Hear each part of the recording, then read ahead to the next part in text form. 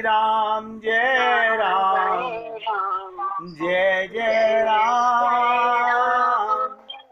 श्री राम जय राम, जय जय राम। श्री राम जय राम, जय जय राम। श्री राम जय राम, जय जय राम। अब सभी भक्त लोग बहुत एकाग्रचित होकर सुनिएगा। ये तन विष की फेरनी, हरि अमृत की खान। ये शरीर तो जहर का भंडार है। इसके लिए हम कितना टाइम लगाते हैं, कितना दिमाग लगाते हैं। हमारे गुरुदेव कहा करते थे 15 मिनट में 1 सेकंड। बताइएगा, 15 मिनट में 1 सेकंड, यानी 1 घंटे में 4 सेकंड और 24 घंटे में 96 सेकंड। आप सोचिएगा, इतना भी समय हम अपने जीवन में याद नहीं रख सकते कि मैं अकेला नहीं हूं। बार बार सोचो, मैं अकेला नहीं हूं। गाते तो सब हैं कि ध्यान में रखना सदा, भगवान रहते साथ में। आप बताइएगा, जब सूर्य के रथ पर आप सवार हो तो अंधकार से कभी आपका मिलना होगा? कभी जीवन में दुख आएगा? बार बार सोच के देखिएगा। जीवन में दुख है ही नहीं, क्योंकि आप चेतन आत्मा हो। जिसने अपने को शरीर माना वो दुख से बाहर नहीं आ सकता, और जिसने अपने आत्मा माना उसे कोई दुखी कर नहीं सकता। आत्मा को कोई दुखी नहीं कर सकता और शरीर को कोई सुखी नहीं कर सकता।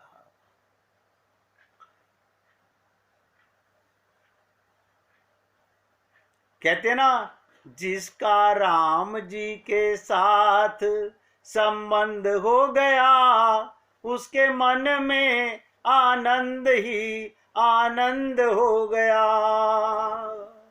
अब संबंध, ध्यान से सुनिएगा, अगर संबंध शरीर मान के संसार से बनाओगे तो मरोगे, क्योंकि तुम भी शरीर, जिससे संबंध बनाया वो भी शरीर। अब तुम चेतन आत्मा मान के जिससे प्रेम करोगे वो भी तो आत्मा है। आत्मा मान के प्रेम करो। प्रेम ही तो प्रसाद है, प्रेम ही तो भक्ति है, प्रेम ही तो समर्पण है। प्रेम में देना होता, लेना नहीं होता। अब ध्यान से सुनिएगा कि नए प्रश्न की ओर प्रस्थान कर रहा हूं, और गहराई से सुनिएगा। अब ये प्रश्न के लोग वाग जो उपवास करते हैं, फलाहार करते हैं, भोजन में पवित्रता करते हैं, उनके जीवन में क्या काम का सर्वदा अभाव हो जाता है? हमारे पुराणों, इतिहास ग्रंथों में वर्णन आता है, बड़े बड़े तपस्वियों के जीवन में काम आ गया। अब प्रश्न उठता है, उनके जीवन में काम फिर कैसे आया? ध्यान से सुनिएगा, क्योंकि हमें काम, क्रोध, लोभ पर ही चर्चा करनी थी। यही मन के 3 रोग हैं। हमने आपसे शुरू में कहा था कि काम को समाप्त नहीं किया जा सकता, क्रोध को समाप्त नहीं किया जा सकता, लोभ को समाप्त नहीं किया जा सकता। समाप्त क्या करना है? इनका बढ़ना दुखदाई है। एक सीमा तक काम भी जरूरी है, क्रोध भी जरूरी है, और लोभ भी जरूरी है। ये बहुत मुश्किल में समझ आता है। रामचरितमानस ने रामायण में ये दूसरा सूत्र दिया कि मेघनाथ जब हारने लगता है, ध्यान से सुनिएगा, अभी मैं कुल देवी की बात बता के चुका हूं, वहीं पर चर्चा लाना चाहता हूं। मेघनाथ जब हारने लगा, जब वो देखता है 10-10 बाणों से घायल करने के बाद भी बंदर नहीं मर रहे, जो वो सद्गुणों को पूरी तरह पराजित करने में असमर्थ हो गया, तब वो उछलकर ऊपर आकाश में चला गया और अदृश्य हो गया। ये उसका दूसरा अधिष्ठान, जिसे गीता ने मन कहकर पुकारा है। भले ही व्यक्ति ये सोचकर कि नेत्र से सौंदर्य देखने से हमारे मन में वासना का संचार होता है, आप आंख खोल के किसी को देखो तो आंख खुली है तो क्या लगता है आदमी को, मन में वासना आती है। आंखें बंद करके मन की आंख से नहीं देखते, सोच के देखिएगा। मैं आपको बहुत गहरे चिंतन की बात बताने जा रहा हूं, इसलिए निवेदन कर रहा हूं, एकाग्रता से सुनिएगा। व्यक्ति के मन में ये होता है कि आंखें बंद कर लेने से मन में भी आंखें नहीं देख रही स्वरूप को, लेकिन मन तो देख रहा है। इसी प्रकार जिसे गीता ने मन कहकर पुकारा, भले ही व्यक्ति ये सोचकर नेत्र में सौंदर्य देखने से हमारे मन में वासना आती है, सौंदर्य ना देखने का निर्णय लेकर आंखों को बंद कर लेता है, पर क्या इसी प्रकार मन को बंद कर सकता है? आप ये प्रश्न रखिएगा अपने सामने। आंख बंद कर सकते हो, कान बंद कर सकते हो, मन को बंद कर सकते हो क्या? भले ही ये सोचे कि सुंदर शब्द सुनने से मन में वासना की विकृति आती है, आप कान बंद कर लोगे। प्रत्येक इंद्रिय का निरोध करने की चेष्टा करें, पर उससे क्या मन का निरोध हो सकता है? संभव है जब वो एकांत में बैठे, जब सारी इंद्रियों के अवरुद्ध हो जाने के बाद भी उसका मन इंद्रियों के विषयों का चिंतन करता रहे। मन, हम आपसे बार बार कहते ना, मन ही बंधन, मन ही मोक्ष का कारण है। हमसे लोग आगे कहते हैं अब हमारा कोई मन में कोई इच्छा नहीं है, रात को बैठे सोचते रहते हैं बस 2 करोड़ रुपए और आ जाएं, एक मकान और बन जाए, 2 बन जाए तो बहुत अच्छा है, एक अभी तो तुम कहते मन में हमारे अब कुछ रहा नहीं, फिर ये वासना कहां से आ गई? क्या भगवान ने तुम्हें जंगल में रखा हुआ है? मन में भगवान को पाने की चाहना नहीं। जब मन गुरु और भगवान के साथ लगने लगे, भगवान की लीलाओं में रमण करने लगे, कैसे रमण करने लगे? अभी मैं एक दिन सुना रहा था सुबह, ध्यान से सुनिएगा, कि जीव गोस्वामी और सनातन गोस्वामी, जीव गोस्वामी ये दोनों ही चैतन्य महाप्रभु के अनुयायी हैं। जीव गोस्वामी राधा रानी की वेणु के ऊपर अपना हृदय का भाव लिख रहे थे, और उसको लिख रहे थे कि राधा रानी की वेणु सर्प के समान है, नागिन के समान है। ये बात सुन के सनातन गोस्वामी ने उन्हें डांटा कि मूर्ख, राधा रानी की वेणु को तू सर्प की उपमा दे रहा है। डांट कर सनातन गोस्वामी चले गए, लेकिन सनातन गोस्वामी की ही शब्द बता रहा हूं। भाई ने लिखना बंद कर दिया, बोले ठीक है भैया आप जैसे कह रहे हो, मैं नहीं लिखूंगा, मेरी गलती रही। लेकिन राधा रानी कहती हैं उसका भाव मेरे प्रति था। आपका मन किसी प्रकार भी भगवान के साथ लग जाए, तो सनातन गोस्वामी को जंगल में चलते हुए अचानक राधा रानी ने क्या चित्र दिखाया, क्या लीला दिखाई कि एक पेड़ के नीचे बहुत सारी गोपियां खड़ी हुई हैं, ध्यान से सुनिएगा, और एक गोपी को वो झुला रही हैं। जब वो झुला रही थी तो क्या दिखा सनातन गोस्वामी को? उन्हें उसकी पीठ नजर आई, उस देवी का मुख नजर नहीं आया, और उन्हें लगा कि उनकी कमर के ऊपर एक सांप चढ़ रहा है। वो भागे, उन गोपियों को धक्का दिया जो झुला रही थी, और राधा रानी के स्पर्श करते ही अपनी अज्ञानता का एहसास हो गया।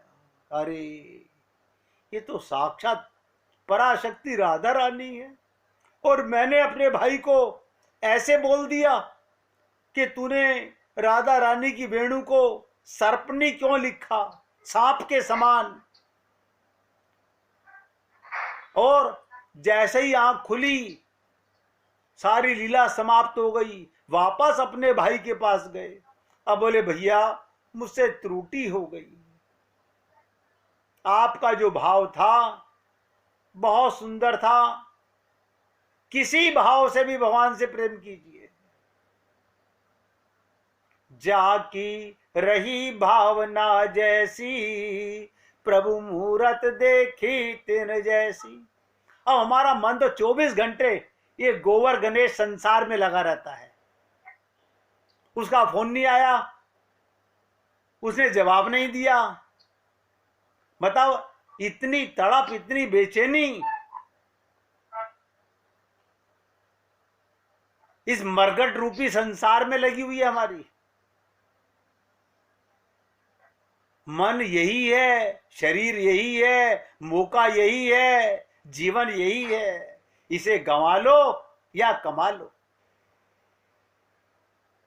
तो यही ध्यान से सुनिएगा जो मैंने कहा, जब एकांत में बैठे सारी इंद्रियों के अवरुद्ध होकर के, इसका अर्थ क्या था? चिंतन मन करता है। आप रात को सपना देखते हो, सारी इंद्रियां बंद होती हैं। ये सपना कौन देख रहा है?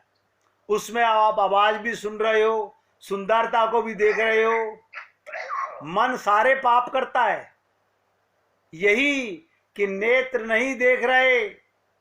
जब सपना देख रहे हो आंखें बंद हैं, कान नहीं सुन रहे, जीवा से आस्वादन नहीं ले रहे, कोई रसगुल्ला खा नहीं रहे, नासिका से गंध नहीं ग्रहण कर रहे, पर मन सबका चिंतन कर रहा है। अब आप सोचिएगा, ऐसी परिस्थिति में काम को जीतना और भी कठिन हो जाता है। यही मेघनाथ का आकाश में अदृश्य हो जाना, यानी मन अदृश्य है, वो प्रत्यक्ष नहीं है। किसी ने मन को देखा है? देखिए आप और हम सब लोग कहते हैं मेरा मन, मेरा मन। आपने मन को देखा है? नहीं देखा तो नहीं है। देखिएगा, आपका सारा बाजा किसने बिगाड़ रखा है? मन ने। और मन को आपने कभी देखा भी नहीं, और 24 घंटे मेरा मन नहीं कर रहा है काम करने का। मन सबका चिंतन कर रहा है। जब काम, ध्यान से सुनिएगा अब जो बताने जा रहा हूं, जब काम मन की गहराइयों में प्रवेश कर जाता है, तब इंद्रियों पर नियमन कर लेने पर काम पर विजय प्राप्त नहीं होती। क्या मतलब? मन तक रोग आए कोई बात नहीं, जब ये रोग संसार की कामना, संसार की इच्छा बुद्धि में घर कर लेती है, वहीं जीव का पतन होने लगता है।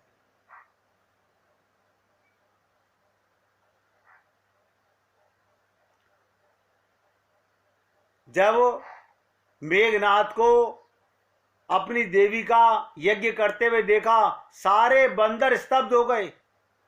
बंदरों को ऐसा लगा कि मेघनाथ से पार पाने का कोई उपाय नहीं। काम का आक्रमण होने पर बड़े बड़े सद्गुण संपन्न व्यक्ति भी निराश और पराजय का अनुभव करते हैं। और बंदर कौन है? सारे देवता हैं।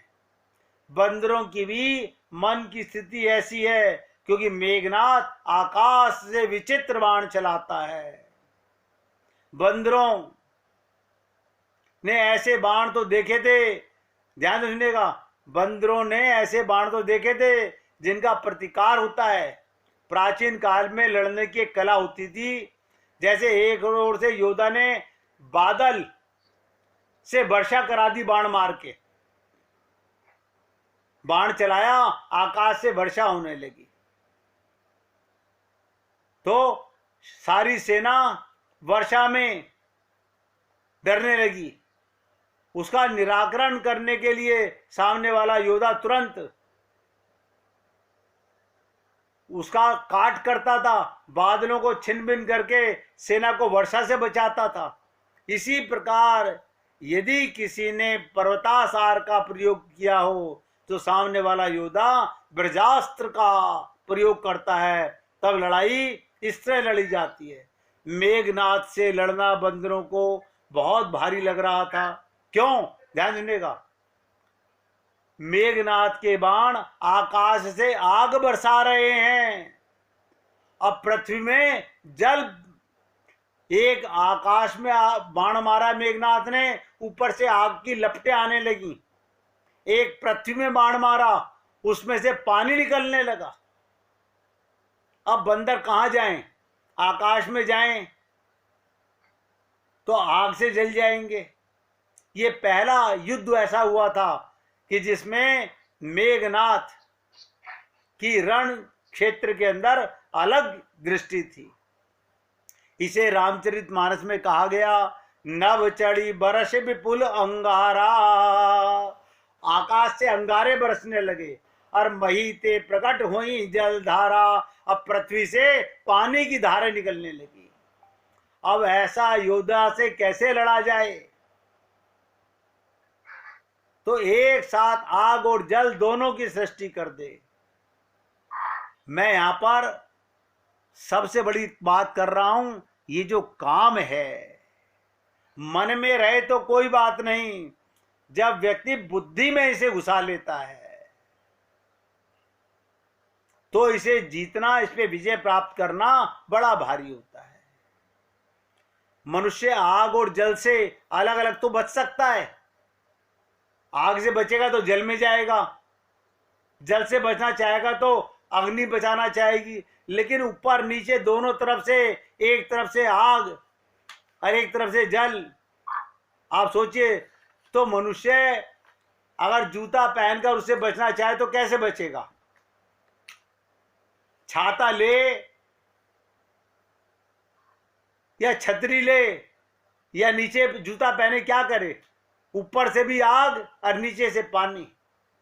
तो मेघनाथ के युग की कला यही थी।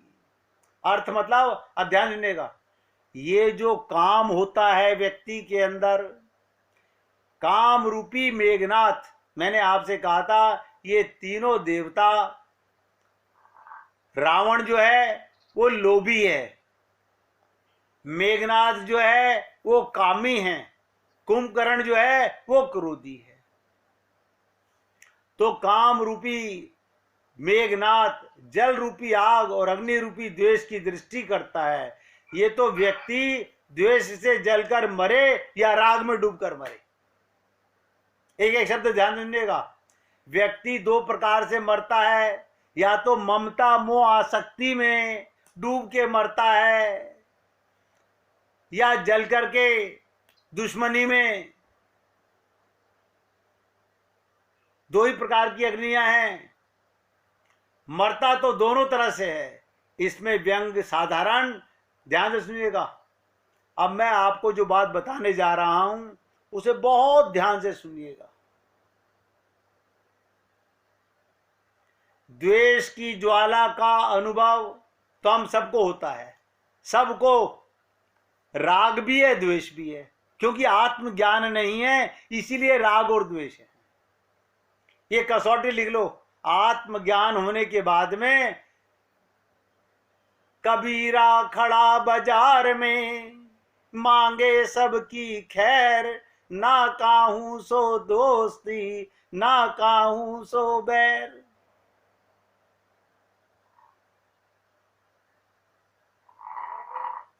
द्वेष की ज्वाला का अनुभव हम सबको होता है, पर राग की शीतलता मनुष्य को डुबो देती है।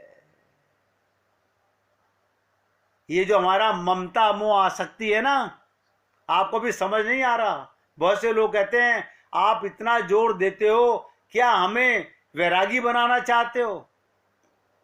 मैं राग नहीं खत्म करना चाहता, मैं चाहता हूं आपका राग परमात्मा में हो जाए, सब में भगवान नजर आने लगे। सिया राम में सब जग जानी, आपके बच्चे में भी परमात्मा है, आपके परिवार में भी परमात्मा है। मैं तो इस भाव का कायल हूं। हमने कभी नहीं कहा होगा कि घर परिवार उनका काम छोड़ के जाओ। तो द्वेष की ज्वाला का अनुभव हम सबको होता है, और राग की शीतलता भी मनुष्य को डुबो देती है। इसका अनुभव एकदम से नहीं हो पाता। आप देख लीजिएगा, हम आज तक भगवान के दिए हुए सांसों को भगवान के लिए इस्तेमाल नहीं कर पा रहे। इसका कारण क्या है? राग और द्वेष। दो ही तो कारण है कि हम समझ तो गए लेकिन दृढ़ नहीं हो पा रहे, हम गुलाम बन जाते हैं। अभी बेटे ने कह दिया कि मम्मी तुम तुरंत आओ, अब ध्यान सुनिएगा, मम्मी की हिम्मत नहीं, बेटे को बोल दे मैं सत्संग के बाद आऊंगी, फोन रख। हिम्मत नहीं। ये क्या है? जवान नहीं है? नहीं, जवान तो है। क्या बेटा तुम्हारा बाप बन गया? नहीं, वो भी नहीं बना है। फिर क्या है? हमारा राग है, हमारी ममता है, हमारा मोह है, यही तो डुबो रहा है। इसलिए मैंने कहा ये काम एक और राग उत्पन्न करता है और दूसरी ओर द्वेष उत्पन्न करता है। अब इससे बचने का आप सोचोगे, इससे बचने का उपाय क्या है? जब हमारे ऊपर राग या द्वेष बहुत हावी हो जाए, यानी दोनों तरफ हमारा डूबना नजर आ रहा है, इधर कुआं है इधर खाई है, सुनिश्चित है कि मरेंगे। रामचरितमानस के एक एक शब्द को बहुत सांकेतिक तात्पर्य से समझना पड़ता है।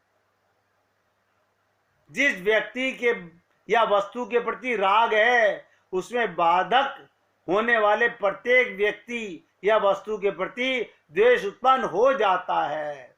आपको जो प्यारा लगता है, उसमें जो बाधा बनेगा वो तुम्हारा दुश्मन हो जाएगा। इसलिए काम को जीतना इतना कठिन होता है कि वो सूक्ष्म होकर, अदृश्य होकर, मन की ऊंचाई में उठाकर राग द्वेष को घात करता रहता है। इसीलिए मैंने आपसे कहा, सारे वेद शास्त्रों पुराणों में एक श्लोक भरा हुआ है, और उस एक श्लोक का हम आज तक निचोड़ नहीं निकाल सके। मन एव मनुष्यानाम कारणम बंध मोक्ष हो, मन ही बंधन और मन ही मोक्ष का कारण है। ये मन कैसे शुद्ध होगा? शरणागति से। अब ध्यान सुनिएगा, हम मन में ही सोच रहे हैं कि शरणागति कैसे करें। जिसको हो, आप बताइएगा, कोई व्यक्ति खुद जेल में जाना चाहता है? ये मन अपने आप जेल में क्यों जाएगा? क्योंकि मन को पता है मैं माया का बेटा हूं, संसार में मजा आ रहा है, संसार में स्वाद आ रहा है, संसार में रस आ रहा है, हमने पूजा जब तब व्रत करके अपने आप को ठगने का प्रयत्न तो किया, लेकिन सत्य को समझने का प्रयत्न नहीं किया।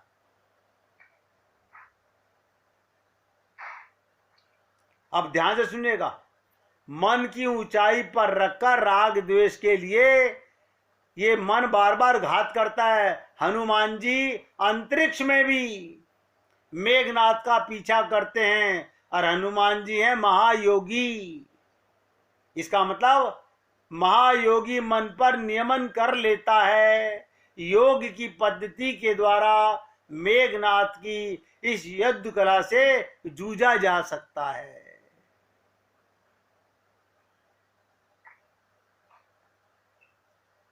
पर जब ध्यान दीजिएगा, जब मेघनाथ अपनी तीसरी युद्ध कला के लिए प्रस्तुत होता है तो वो सबसे खतरनाक स्थिति।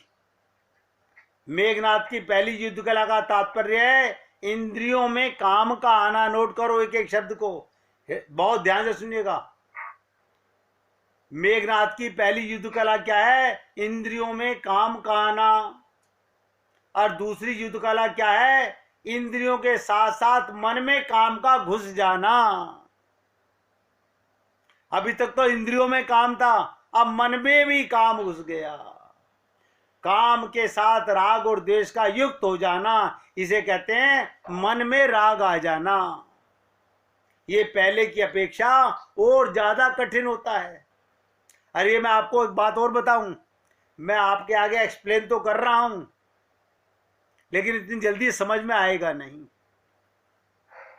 आप इतना ऐसे समझिएगा, जाटू भाषा में हमारे राग कहाँ रहता है? हाथ में, पैर में? कहाँ रहता है? कान में, मन में? द्वेष कहाँ रहता है? हम मुख से तो बोलते हैं अरे आइए आइए, कैसे हैं आप? अंदर क्या है? अंदर द्वेष भरा हुआ है। ये मन के अंदर इंद्रियों में आना छोटा काम है, मन में आना बहुत बड़ा काम है। और हमारा सबका जो सत्यानाश हो रहा है, पुनरपि जननम पुनरपि मरणम, बार बार संसार में हम लोग आ रहे हैं, बार बार संसार से जा रहे हैं। इतने संत महात्मा हमें मिले, इतना हमने सत्संग सुना, बड़े बड़े आचार्य, बड़े बड़े स्वामियों के हमने दर्शन किए, सत्संग किया, लेकिन शरणागति मन से नहीं की। क्यों? अगर मन गुरु की शरण चला गया तो राग द्वेष दोनों मिट जाने चाहिए। एक एक शब्द ध्यान देना। जो लोग अपने को समझते हैं कि हम शरणागति में हैं, इसका मतलब अब उनका किसी में राग द्वेष नहीं हो सकता। तो क्या होगा? ये परिवार से क्या हो गया? अब व्यवहार हो गया है, अब प्रेम हो गया है। ध्यान दीजिएगा, दो बातें बता रहा हूं, अभी तुरंत आइए दिमाग में। या तो इनसे आप व्यवहार करोगे, या आप इनको भगवान मान के प्रेम करोगे।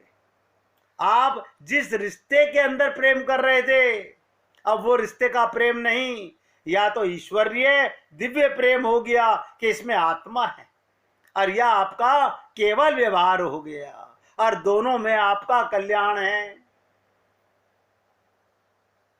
ये बात जो मैं आपको बता रहा हूं, आप सब लोग एकाग्रता से सोचिएगा कि मन में काम का आना, इंद्रियों में काम का आना, और इससे भी ज्यादा बंटा धार का काम, ये काम हमारा सत्यानाश कब करता है? जब बुद्धि में, यानी जिनको शरणागत करना था मन और बुद्धि को, उसमें तो परिवार ऐसा घुस गया कि कितने ही संत महात्मा आके हमें समझाएं, स्वयं भगवान भी आके हमें समझाए कि झूठा है संसार, धोखा खाएगा, कर ले हरि से प्यार, वरना पछताएगा। आप कितना भी कहिए, हम नहीं छोड़ सकते, हाँ, आप हमसे उपाय कितना करा लीजिए, रात को 2 बजे जगा के नहला लीजिए। आप जिस मंदिर में कहें, जिस मस्जिद में कहें, जिस गिरजाघर में कहें, जिस कब्रिस्तान में कहें, हम चले जाएंगे। लेकिन ये संसार का संबंध जो मन और बुद्धि में घुस गया है, इस पर विजय प्राप्त करना इतना आसान नहीं है। मैंने बहुत प्रयत्न किया आपके साथ कुछ कुछ खुलासा करने का। आज फिर भगवान से प्रार्थना करूंगा कि हे नारायण, मुझे कोई और ऐसा सरल मार्ग बताओ कि जैसे आपको पानी पीने से प्यास की तृप्ति होती है, भोजन करने से भूख की तृप्ति होती है, ऐसे ही मैं आपको इतने सरल शब्दों में इस मन बुद्धि की, इन इंद्रियों के अंदर ये जो काम है, ये जो राग द्वेष है, जिसके कारण हमारा कल्याण नहीं हो पा रहा, मैं आज फिर भगवान से प्रार्थना करूंगा कि हे नारायण, कल देवउठनी एकादशी है। नारायण को जगा के पूछेंगे कि प्रभु जी बताइए कि कौन सा सरल मार्ग है कि भक्तों का सबका कल्याण हो जाए, इनको समझ आ जाए कि ये मन बुद्धि में संसार नहीं भरना। ये मन बुद्धि जो हमने परिवार के, माया के संसार में लगा रखी है, ये गुरु और भगवान तक ले जानी है। क्योंकि शरणागति शब्द तो एक है, अनन्यता शब्द तो एक है, लेकिन इसका अर्थ समझना का मतलब है मिट जाना, द्रवित हो जाना। अब मैं नहीं रहा, मैं का मिट जाना शरणागति है। इससे आगे की चर्चा कल यहीं से उठाऊंगा इस बात को। देखिए, कहाँ मेघनाथ की युद्ध की कला और कहाँ हमारे हृदय में ये संसार की राग और द्वेष की कला, जो कितने ही संत महात्मा हमें समझाएं, मगर ममता मोह आसक्ति नहीं जाती, शरीर मर जाते हैं, ये नहीं मरती, क्योंकि ये हमारे चित्त में घर कर गई है। कल फिर प्रयत्न करेंगे आपके साथ में इस पर खुल के आपके साथ चर्चा करने के लिए। आज यहाँ पर